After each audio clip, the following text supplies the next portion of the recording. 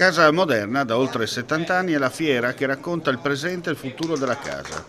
L'evento che unisce tra loro l'architettura, l'arredamento, il design, la sostenibilità e la tecnologia, punto di riferimento per i professionisti del settore, ispirazione per le famiglie.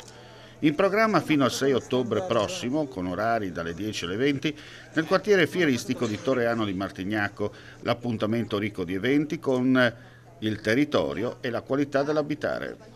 Sicuramente emozionante, anche se è la 72esima edizione, forse perché proprio è la 72esima edizione della Casa Moderna, e in uno con saperi e sapori il taglio del nastro è sempre molto emozionante. Le novità sono molteplici, proprio partendo da questa continua unione con saperi e sapori e poi con ciò che troverete all'interno degli stand. Abbiamo riportato l'architetto in fiera, abbiamo appena saputo che già tutta la giornata di oggi hanno trovato riempite le agende gli architetti che sono venuti qui in fiera a dare i consigli, a dare le consulenze gratuite. Credo che questo sia un buon ritorno, soprattutto anche per chi non ha le disponibilità magari per recarsi presso uno studio di architettura, ma vuole in qualche modo trovare un qualche soluzione opportuna all'interno della propria abitazione.